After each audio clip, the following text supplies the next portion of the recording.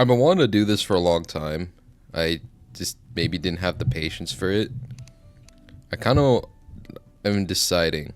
Should I do it like live style where every second the gameplay is recorded, or I feel like there's going to be like 100 videos just dedicated to this playthrough if I do. I have like 2 characters that I've already used.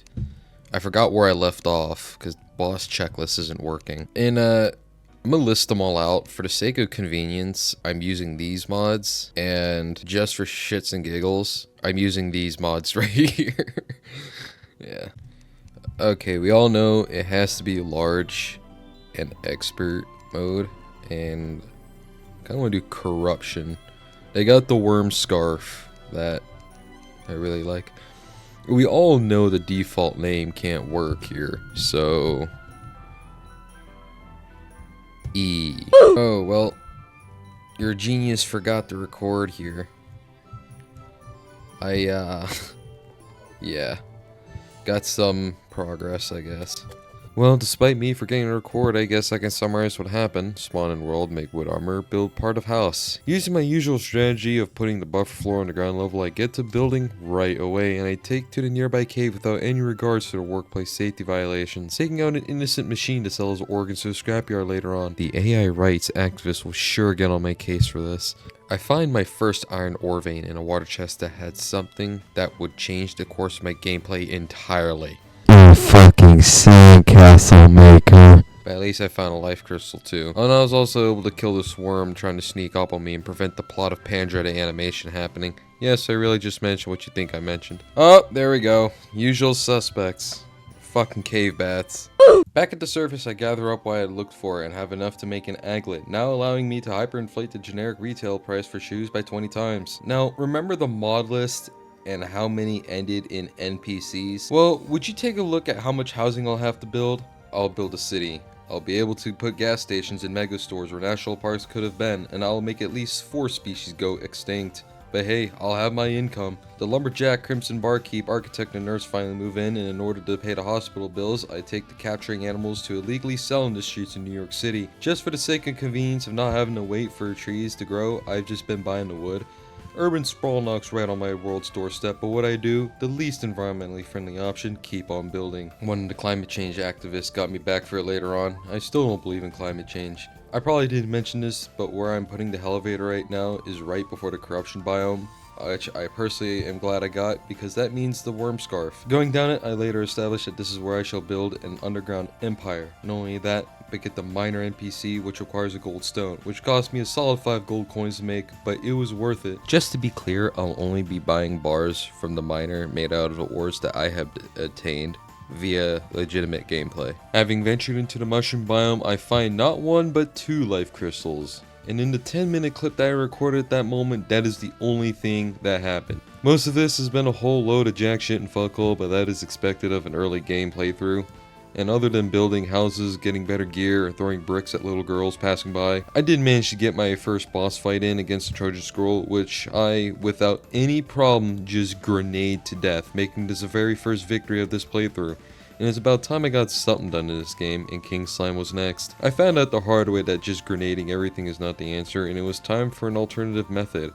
I also found out that on the occasion Soul Eaters will drop pieces of armor, meaning the world of anal polyps and disease I go. I decided it shouldn't be that bad to try to obtain, and I will later come to stand corrected as it took A fucking eternity. I eventually got it, at the cost of 4 months of my life I would never get back. Sure, the pieces of armor were stuck in places I would get terminated from YouTube if I mentioned, but it was worth the grind. The armor fit, and I was ready to fight the King Slime again. Also, knowing potions are a thing for a reason, I consult my alchemist that gives me mysterious meds that is likely to cause liver failure related side effects when I turn 50. This time I use the enchanted boomerang to allow me to melee from a distance, and I proceed to boomer the king's ring until I decide to end it with a nice finale of grenading him into oblivion. I think needless to say, I kicked that slime bitch off the plane. Don't worry, I am 2% slime and I can say that word anytime I want. Later I tried out Desert Scourge a few times and kinda gave up after a few tries. Then put that fight on the back burner for a bit and went to fight Lilywhite instead. I then did what the IDF has been doing to civilians for the past few months and beam her out of existence. It is now time to move on to the Eye of Cthulhu. Alright, well, another day, another recording. Right now, just trying like build more NPC housing, probably. Yeah, I got like one for some reason, but I got a bunch more. The Eye of Cthulhu is next on the list, which will grant me more opportunity to more things. And as more NPCs come, more housing must be made. I finally got a new Tohu NPC to move in, along with a few others, justifying me building a quote-unquote Scarlet Mansion for them all to live in. Yeah, it looks nothing like it. I'm trying here, okay? I then make myself a very plain and simple Eye of Cthulhu arena, upgrade to silver ammo, and wait for the nighttime to get some lenses from the demon eyes that don't want to drop for some reason that may or may not involve RNG. The one time I'm actually looking for them, I can't get any, and when I don't need them, they seem to pop left and right. I'm finally able to craft a suspicious looking eye and get right to the big fight. It's to stare down. Everyone is ready to post on their edgy Telegram group chats where every third word in their sentence is a racial slur.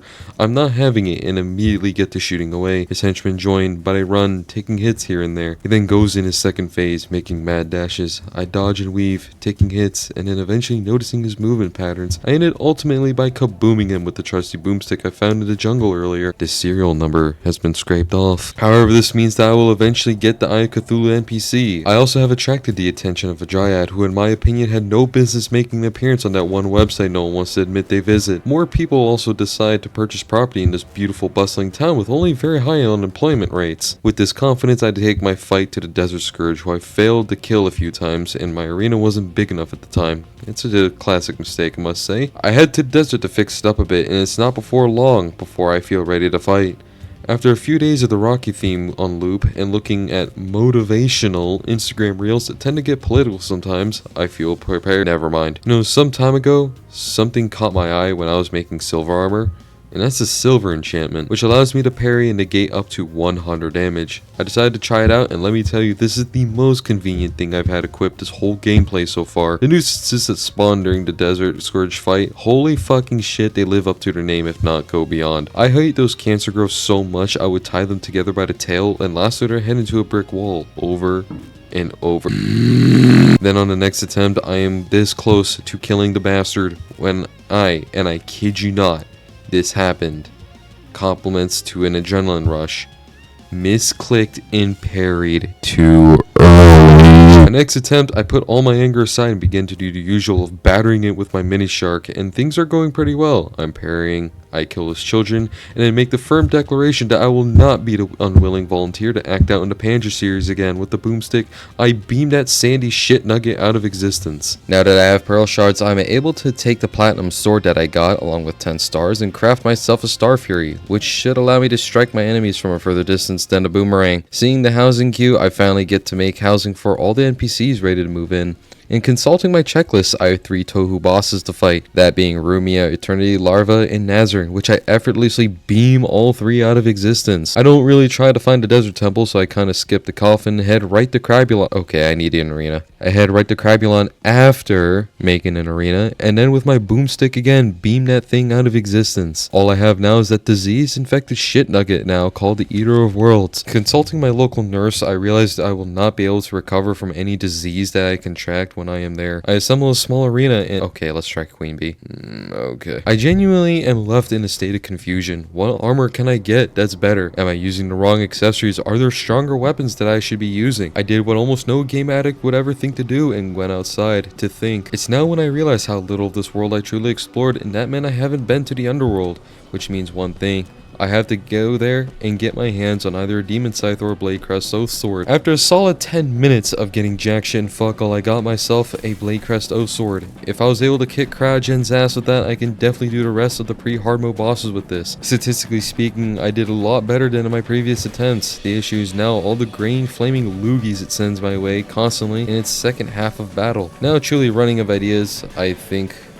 What if I had the ability to fly? Yes, the gravitation potion. By simply pressing the W key, I'll be able to reverse gravity. I drink the gravitation potion along with the Tesla potion, having no regard to the side effects that may or may not include depression and anxiety, and get the slicing up the Eater of Worlds. When I had the idea of giving myself the ability to fly, I truly did not realize how much of an understatement it would be by saying it will level out the playing field, because holy shit, this was convenient. I weave my way around the toxic spitballs he hurls across his classroom, and just to keep the joke up and running, boom him with the boomstick again, finally ending that toxic shit nugget. But now the more pressing matter is that I am now able to exploit the underworld of its natural resources, i.e. Hellstone. And since the kids I hired from China prefer to work in more humane conditions at the Timu plant, I'll have to do it on my own. I first obliterate an army of goblins without me and my townsfolk getting the ugly bastard treatment and do away with them at ease. Now it's time to look for the goblin tinker, who by many is known to be the one that used that extra chair in the generic Motel 6 room. As much of a money grabbing bastard he is, I will need to put all my real estate property up for collateral to pay off the debt from reforging. It's costly,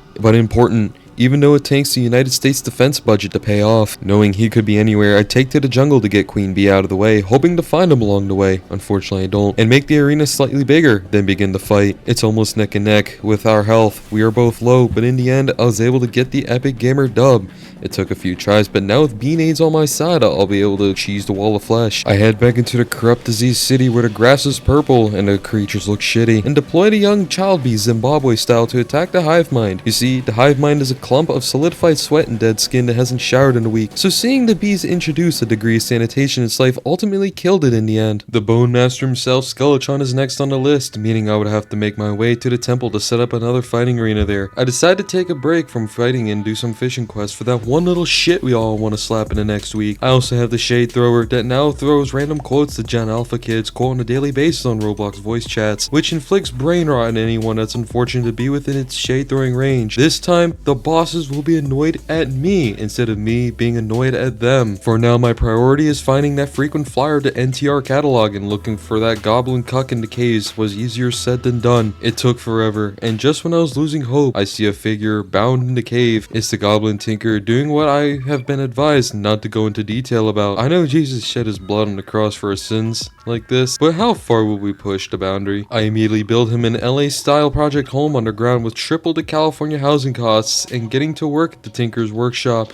I make a stinger necklace and turn my Hermes boots into Spectre boots. In order to get the angler to win, I take to the jungle, poaching around 6 different endangered species to get to the jungle tokens. I then craft the Spectre boots and the lightning boots and frostbark boots, and I will have to wait to get the lava waders. In order to get the aerial light in the clouds, I drink a gravitation potion and take disguise. Never mind, Blood Moon. This is how I'm gonna make money to reforge everything. Not the most ethical method according to the Better Business Bureau, PETA, Humane Society, and OSHA, but hey, it's effective. Now that I've been able to take to the sky, I get all the aerial light I need for the broken biome blade. It is now time for Skeletron. I get what I need for the long journey ahead and reforge all my weapons, and I take the pilgrimage over to the temple to see the old man just wandering aimlessly about. I destroy part of the home that it probably took the poor guy about 50 years to make and set up an arena to fight. I wait till the nighttime and then talk to the old man who helplessly watched me disassemble his home and get to the battle. I make quick work of his hands with all the B-nades and use my Shade Thrower to throw brain rot memes at Skeletron. He does not take kindly to this at all, and I ultimately die to the sheer annoyance and rage I have brought upon him. I was the width of one pubic hair away from killing the boner bastard, while I unfortunately die. So now I have to wait the night away and a day to ensure max time to fight Skeletron the following evening. To pass this time, I do more fishing quests for the reason why somewhere in this world a divorce took place. I wait the rest of the day at the temple to get ready to fight Skeletron again. It is at this point where I realized my stupid ass accidentally sold my Shade Thrower. Oh well, I guess I'll have to see what I can do. I use my gravitation buff strategy, and dodge and weave, and taking a few hits here and there. I throw B-nades and rip him apart with the scythes coming from the oath sword. In the end, I end up kicking his ass, and I go back home temporarily to craft my Shade Thrower again. That way I can blast brain rot content through the temple. I go in guns a-blazing, acting like those street thugs that blare their crappy music out loud in search of public validation.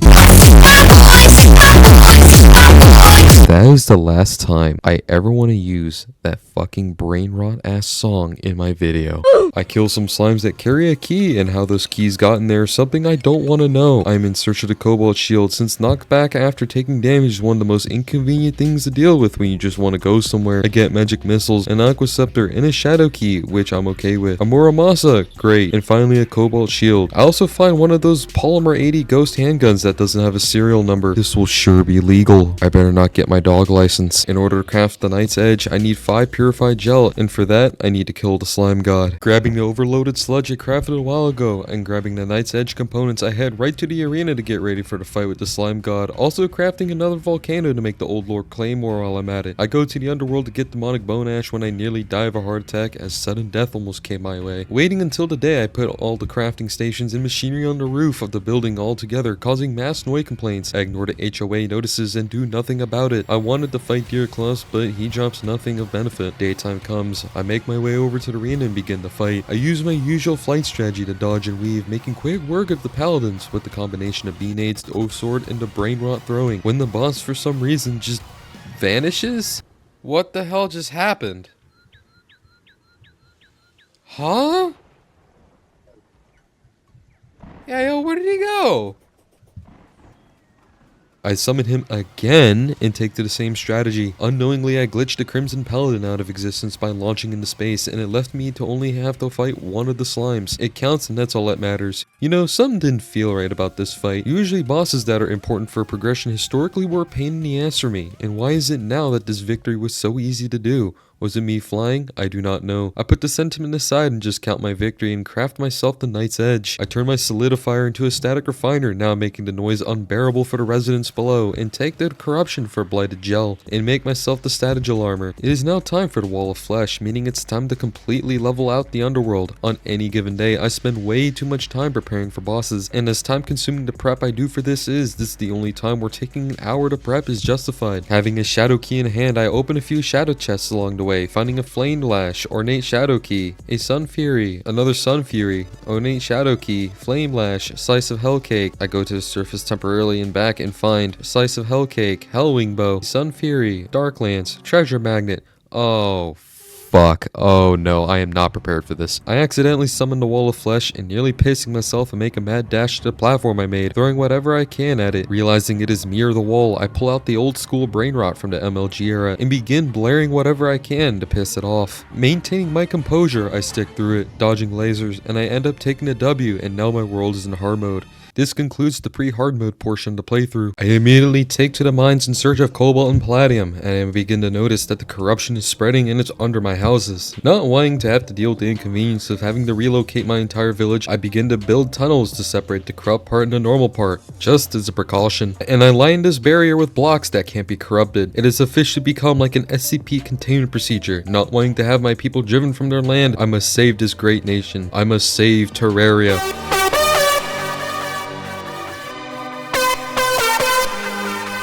Along the way, I find some cobalt and palladium, a bound wizard, and the materials needed for the plan and counter curse mantra. I even encounter a corrupt mimic, and we kill each other at literally the exact same time. I get the chain guillotines, which should allow me to keep a good distance come time for a boss fight. Back to the palladium and cobalt grind. Because of its set bonus of healing properties, I go with the palladium armor set, officially choosing the melee class. I now have to fight Cryogen. As I said earlier, I kicked his ass with only a Blade Crest O sword that only does 28 damage, and I think a ranged melee that does 136 should work as well. I only skipped Queen Slime because of how little the world has Hallow spread to it, meaning that I need to defeat a mech boss before I can do something about it. I'll also move the Dye Trader and a few NPCs to the snow biome for the sake of convenience later on. I revamped the house, taking out the front wall to create a more open concept, going extra with the aesthetic sometimes. This is why I literally get nothing done in this game sometimes. Now in the snow biome, I farm for the essence of Allium and Hallow for Soul for Light, and craft the Cryo Key. Just for that one extra boost of defense, I then go farm feathers for some fledgling wings and put wording on them. I unfortunately die, and I was a literal pube hair away from defeating Cryogen. Attempt 2, I prepare a little more with bass statues, campfires, and heart lanterns, and a sharpening station. I chip its health away at the guillotines, and with my gravitation strategy plan, dodge and weave, breaking his ankles and balling on the court. I then get a win on the second try. Time for a mech boss. I craft the mechanical worm and summon a destroyer. I kid you not, I was only 3k health away from defeating it when out of nowhere it comes for the dive and pile drives me 1,000 feet below the surface.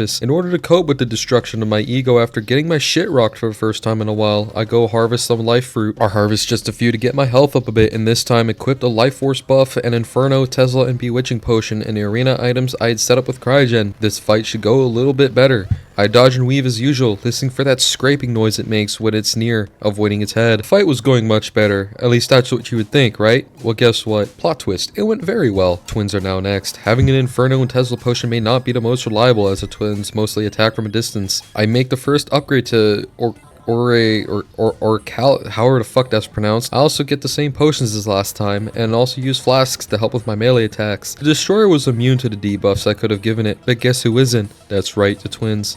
I buff up and get ready to fight. I summon them. The twins come walking down the street, talking as loudly as they can to make sure people who are trying to mind their business and go about their day get so bothered they turn their head to look at them. Not taking kindly to this annoyance myself, I start using my guillotines to poke at their eyes and lighting them on fire. They have become angered by this, as I not only jabbed their eyes, but also gave them a burning sensation they have to helplessly endure, as they have no arms to wipe it off. Spasmatism is in his second phase now, and he's screaming at me with his god-awful breath, paying extra attention to emphasize heavily on the sounds. I move in circles, juking him out on the floor, and I kill him. I focus mainly on spasmatism because even in his second form, the Retinazer's aiming is more incompetent than your average Roblox airship assault team. I kill spasmatism right in front of Retinazer, and he shoots more rapidly, but he doesn't improve his AO. Fuck. Missiles! I end up with both of them sprawled across the floor, KO'd. Skeletron Prime is up next, but rather than go to him, I go to Minamitsu Murasa's. There's a 200 damage weapon I want to look into. I first decide to build some more housing and have the steampunker move in, along with countless others. I decide to revamp the house a bit. It's about time. Mainly the exterior. I'll have to do the interior later. Now with the pylon system set up on polar opposite sides of the world, and the house is looking marginally better, I decide it's time to fight Minamitsu, and also punt that four-armed tin can that we commonly refer to as Skeletron Prime. For Waffletime, it's his mortal arc nemesis. The fight with Minamitsu is honestly very easy, and something tells me this was supposed to be played with only Terraria alone. The anchor and just the way it's used doesn't look to be all that useful. Seeing its high damage, however, I feel like it will be handy for Plantera. Then I summon Skeletron Prime. This fight took for freaking ever, and it was almost a solid 10 minutes of footage when I was fighting him. What is very inconvenient about being melee is that I can't target his cannon first, meaning it's all about dodging. The fight was very long, and I found a way to completely render his cannon useless since the projectiles break on blocks. I kid you not, it was just standing upside down on this cloud. All of his appendages are gone, and it's just me in the head. Unfortunately, I die to his head. I then look at my armor slot and realize that I never upgraded my armor. I go with adamantium, and if it doesn't work, I'll switch to titanium. I go to the floating islands where I was able to render Prime's cannon useless and place the station buffs there. I was also able to get the majestic guard too, which just took Soul of Might and an adamantium sword. I then again wait for night to come. You see, as melee, I don't have the luxury of being able to pick and choose which appendage to yank out of Prime's body and shove up his, well,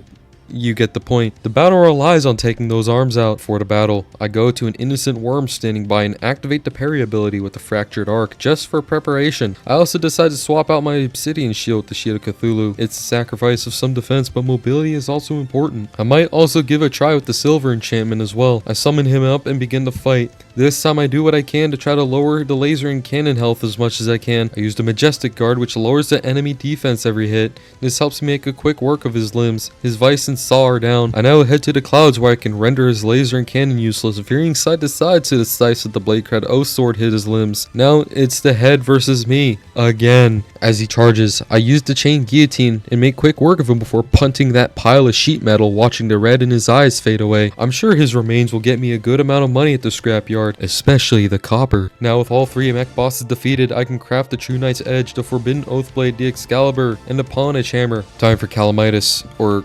Calamitas, however it's pronounced. Fabsol, can you clarify, is the first or second? I'm just gonna say Calamitas. That's all my friends say it. For time's sake, I buy some hallowed bars and make myself a few more weapons and armors. Yes, I literally waited till all three bosses were defeated.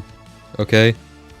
But I digress. I head to the Brimstone Crags for Essence of Havoc, and I decide I may or may not fight the Brimstone Elemental. Now with the Eye of Desolation, I get ready for the fight with Calamitas. It starts off with me trying to find a melee that can actually get to her, and that was much easier said than done. As mentioned, she attacks from a distance, meaning I can only use the Biome Blade's Hallow Attunement and Night's Edge. It was just pounding her away, not like that, for the time being. This, I kid you not, went on for quite a while as well, and I thought I was dead when I remembered the H key exists. Somehow in the first try, I end up defeating Calamitas clone. Plantera's next, and that means one thing. A marina must be made. This will also have to double as my arena for Plaguebringer Goliath. So I was editing this video, and it's like 23 minutes long, so I guess that's gonna mark the end of this as part 1.